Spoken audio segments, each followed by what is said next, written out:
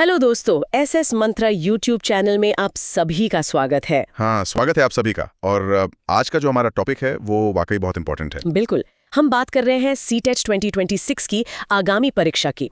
और हमारे पास एक बेहद महत्वपूर्ण सोर्स है, सीटेट 2026 अल्टीमेट रोड मैप। एक ऐसी डॉक्यूमेंट जिसने तैयारी के पूरे लैंडस्केप को ही बदल दिया है। हाँ, और इस गहन विश्लेषण का जो मिशन है ना, वो बहुत स्पष्ट है। इंटरनेट पर फैली अफवाहों और डर के इस माहौल के बीच हम इस रोड मैप का एक ऑब्जेक्टिव एनालिसिस करेंगे। बिल्कुल। और हम हवाई बातों पर नहीं जाएंगे, सिर्फ फैक्ट्स पर बात करेंगे। राइट। हम परीक्षा की तिथि, नए सिलेबस की संभावनाओं के पीछे का तर्क और उस 4 महीने के मास्टर प्लान को स्टेप बाय स्टेप एक क्लास लेक्चर की तरह डीकंस्ट्रक्ट करेंगे, ताकि जो कैंडिडेट सुन रहे हैं उनके पास सिर्फ तथ्य बचे, कोई भ्रम न रहे। सही कहा। तो चलिए सीधे सबसे बड़े मुद्दे पर आते हैं जिसने उस मैराथन की फिनिश लाइन को आगे ला दिया है। रोड मैप का सबसे पहला डैशबोर्ड अलर्ट यही इशारा कर रहा है कि सीटीएटी 2026 की परीक्षा सितंबर के महीने में आयोजित की जाएगी। और यही सबसे बड़ा टर्निंग पॉइंट है। क्यों खिसकाया जा रहा है? इसका कारण आयोग की कोई अचानक ली गई इच्छा नहीं है। इसके पीछे एक पूरा सिस्टमैटिक दबाव काम कर रहा है। सिस्टमैटिक दबाव मतलब किस तरह का दबाव? देखिए, पिछले कुछ समय से शिक्षक भर्तियों में ना एक भारी बैकलॉग इकट्ठा हो गया है। अच्छा। हाँ, सुप्रीम कोर्ट और विभिन्न न्यायालयों ने एजुकेशन बोर्ड्स और आयोगों पर ये सख्त निर्देश दिए हैं कि भर्ती प्रक्रिया की जो पाइपलाइन है उसको साफ किया जाए। As Shivansh Mishra sir mentioned, ये एकदम कंफर्म न्यूज है कि सुप्रीम कोर्ट के हालिया फैसलों के कारण ही इस बार परीक्षा समय से पहले आयोजित की जा रही है। एग्जैक्टली। जब तक आगामी सीटीईटी परीक्षा समय पर या समय से पहले आयोजित नहीं होगी, तब तक आगे की स्टेट लेवल या सेंट्रल भर्तियों का रास्ता ही नहीं खुलेगा। राइट। मतलब ये सीटेट एक तरह से बॉटलनेक बन गया था। सही पकड़ा आपने। तो सीबीएसई द्वारा इस परीक्षा को सितंबर में करवाना असल में उस बड़े एडमिनिस्ट्रेटिव बॉटलनेक को ठीक करने की एक कोशिश है। ये बहुत ही दिलचस्प पॉइंट है। ये कुछ ऐसा है जैसे आपकी ट्रेन का समय अचानक बदल गया हो और आपको स्टेशन जल्दी पहुंचना पड़े। हाँ, और अब ट्रेन किसी का वेट नहीं करेगी। बिल्कुल। यानी ये परीक्षा किसी आइसोलेटेड वैक्यूम में नहीं हो रही है, ये एक पूरी चेन रिएक्शन का पहला हिस्सा है। हाँ, और अगर सिस्टम ने अपनी रफ्तार बढ़ा दी है तो जाहिर है उम्मीदवारों को भी अपने प्रिपरेशन टाइमलाइन को कंप्रेस करना पड़ेगा। लेकिन एक सवाल आता है यहाँ, अगर परीक्षा इतनी जल्दी यानी सितंबर में हो रही है तो आधिकारिक नोटिफिकेशन और फॉर्म भरने की प्रक्रिया की क्या स्थिति है? और ये लॉजिस्टिकली एक बहुत बड़ा चैलेंज होता है। जब एग्जाम डेट प्रीपोन होती है तो पीछे के सारे स्टेप्स ऑटोमेटिकली एक्सेलरेट हो जाते हैं। यानी आयोग को भी तो रात दिन एक करना पड़ रहा होगा। बिल्कुल। इस रोड मैप में इस नोटिफिकेशन और एप्लीकेशन प्रक्रिया को समझने के लिए इसे 3 कदमों में बांटा गया है। अच्छा, तो वो 3 कदम क्या है? कदम 1 है पब्लिक नोटिस। इसकी पूरी संभावना है कि इसी हफ्ते आने वाले शुक्रवार तक सीबीएसई एक सार्वजनिक सूचना जारी कर देगा।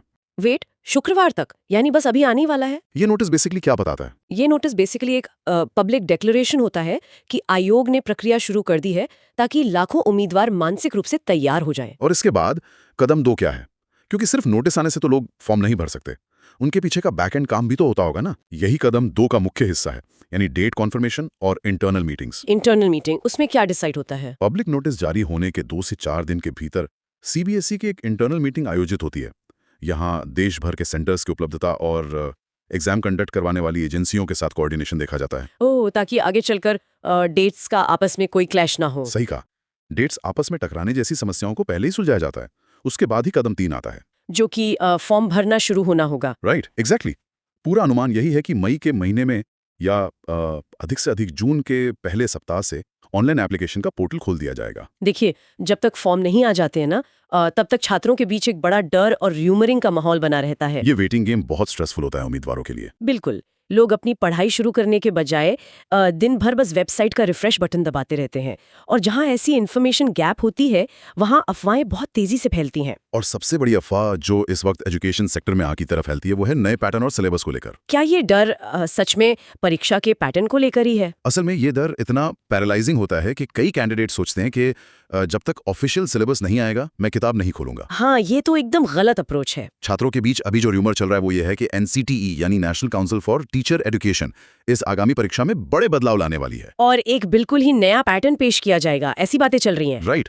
डर ये होता है कि कहीं उनकी पुरानी तैयारी और पुरानी किताबें पूरी तरह से इररेलेवेंट ना हो जाएं। तो इस भ्रम के सामने रोड मैप क्या सच्चाई पेश करता है? क्या वाकई इतने बड़े बदलाव के लिए सिस्टम के पास समय बचा है अभी? अगर हम पूरे ब्यूरोक्रेटिक प्रोसेस को ध्यान में रखें तो सच्चाई इन अफवाहों से बिल्कुल अलग है। रोड मैप साफ कहता है कि 99% संभावना इस बात की है कि सिलेबस और पैटर्न बिल्कुल पुराना ही रहेगा। 99%? ये तो बहुत बड़ा नंबर है। इसका टेक्निकल कारण क्या है?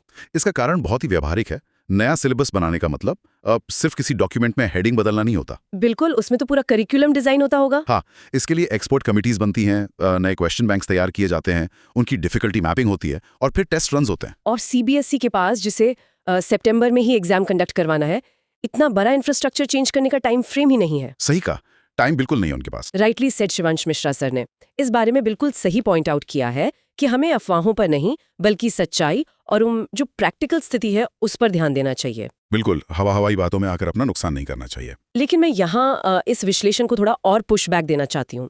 अगर हम एक आलोचनात्मक नजरिए से देखें तो 99% चांस भले ही पुराने सिलेबस का हो, पर 1% आशंका तो फिर भी बची रहती है ना। हाँ, मैथमेटिक्स के हिसाब से 1% तो है। तो हम इस 1% को बुरी तरह नकार नहीं कर सकते। अगर किसी पॉलिसी शिफ्ट के चलते वो 1% बदलाव लागू हो ही गया तो उन उम्मीदवारों की तैयारी का क्या होगा जिन्होंने पुराने पैटर्न पर अपने महीने लगाए हैं? ये एक बहुत ही सटीक और लॉजिक से भरा सवाल है, लेकिन इसका जवाब टीचिंग एग्जाम्स की कोर फिलॉसफी में छिपा है। Core philosophy? वो कैसे? मान लीजिए कि अगर वो 1% बदलाव हो भी जाता है तो क्या बदलेगा? शायद प्रश्नों को पूछने का ढंग बदल जाए या नेगेटिव मार्किंग का कोई नया नियम आ जाए। हाँ, थोड़ा फॉर्मेट चेंज हो सकता है। लेकिन जो मूल विषय हैं, जैसे child development and pedagogy, basic mathematics या भाषा का व्याकरण, ये तो किसी भी टीचिंग एग्जाम की नींव होते हैं। राइट, पेडागोजी के सिद्धांत थोड़ी अचानक से बदल जाएंगे, बच्चे तो वैसे ही सीखते हैं। एग्जैक्टली।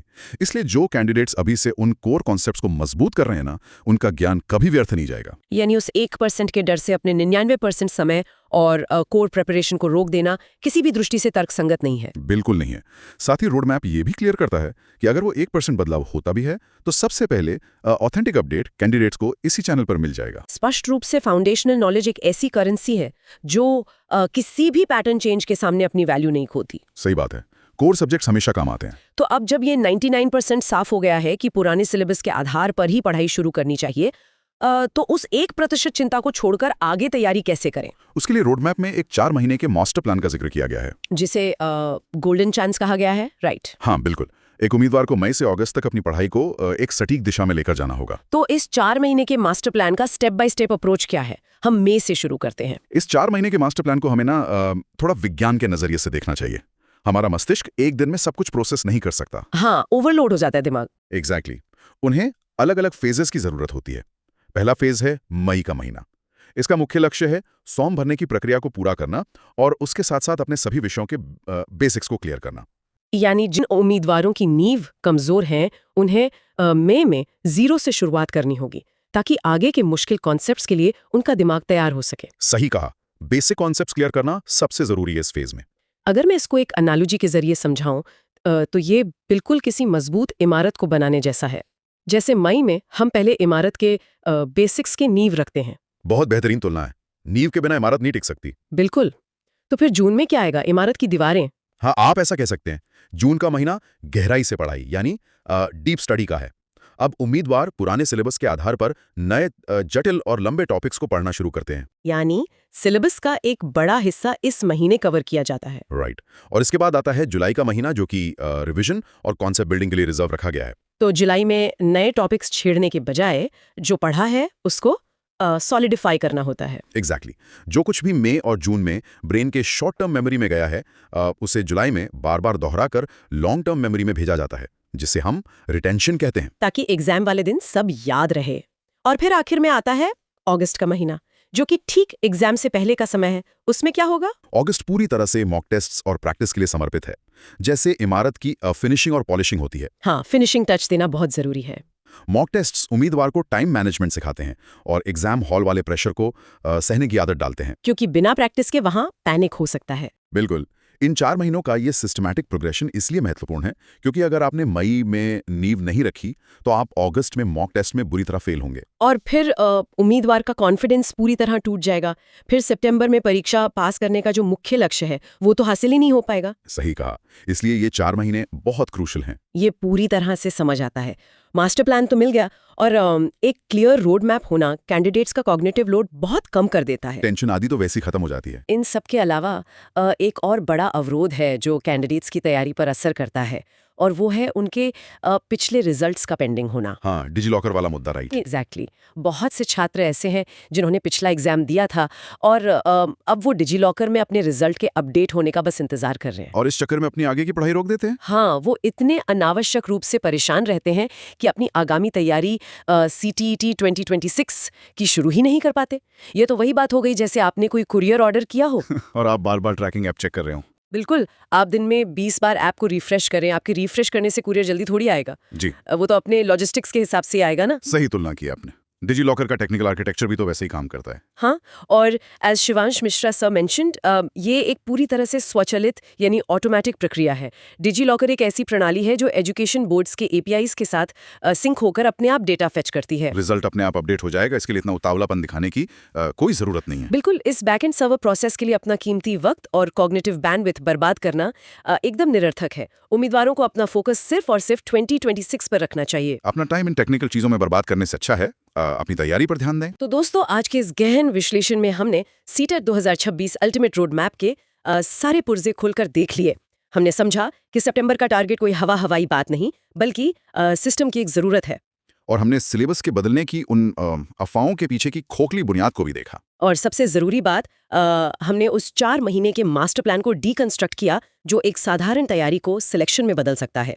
साथ ही रिस्क फ्री प्रिपरेशन का डबल बेनिफिट क्लास वाला मॉडल भी हमारे सामने स्पष्ट है। बिल्कुल, ये सब जानकारी उम्मीदवारों के लिए बहुत फायदेमंद साबित होगी। लेकिन इस चर्चा को समाप्त करने से पहले मैं छात्रों के लिए एक विचार छोड़ना चाहती हूँ। जिस तेजी से हमारा एजुकेशन सिस्टम और न्यायालय भर्ती प्रक्रियाओं को स्ट्रिक्ट और फास्ट पेस्ड बना रहे हैं, वो दिखाता है कि आने वाले समय में एक शिक्षक से क्या उम्मीद की जाएगी। ये बहुत ही डीप पॉइंट है, अडैप्टेबिलिटी की बात करिए आप। हाँ, अगर एक उम्मीदवार परीक्षा की डेट जल्दी आने या थोड़े बदलाव की अफवाह मात्र से ही पैनिक कर जाता है, तो कल को जब वो एक तेजी से बदलते हुए क्लासरूम के माहौल में होगा, तो वहां की छोटी छोटी चुनौतियों को कैसे संभालेगा? सही बात है, टीचर को तो हमेशा हर सिचुएशन के लिए तैयार रहना चाहिए। राइट, ये परीक्षा का शेड्यूल सिर्फ एक टेस्ट नहीं है, ये आने वाले कल की टीचिंग अडेप्टेबिलिटी का एक ट्रेलर है। क्या आप अभी भी उन हवाई बातों का इंतजार करके अपना कीमती समय बर्बाद कर रहे हैं, या आज ही इस 4 महीने के मास्टर प्लान के साथ उस गोल्डन चांस का लाभ उठाने के लिए तैयार हैं? ये सच में एक प्रभावित करने वाला विचार है। और जिन उम्मीदवारों को लगता है कि उन्हें अपनी तैयारी के सफर में सटीक और बिना किसी अफवाह वाली प्रामाणिक इन्फॉर्मेशन की जरूरत है, उन्हें सही दिशा चुननी होगी। सही बात है, सोशल मीडिया पर तो हर मिनट एक नई अफवाह आती है। बिल्कुल, और इस भीड़ में जहां हर मिनट नई टेंशन पैदा होती है, वहां सही सोर्स को पहचानना ही पहली सफलता है। आज ही टेलीग्राम और इंस्टाग्राम पर SS मंत्रा ऑफिशियल सर्च करके उनके आधिकारिक चैनल से जुड़ना एक सही कदम हो सकता है। हाँ, वहाँ परीक्षार्थियों को हमेशा तथ्यों और सटीक मार्गदर्शन मिलता रहेगा, जिसकी उन्हें इस वक्त सबसे ज्यादा जरूरत है। अपना फोकस मेंटेन करने के लिए ऐसे ऑथेंटिक सोर्सेज से जुड़ना बहुत इंपॉर्टेंट है। दोस्तों, अगर आपको ये क्लास पसंद आई हो तो वीडियो को लाइक करें और SS मंत्रा चैनल को सब्सक्राइब करें और बेल आइकन दबाना ना भूलें। धन्यवाद।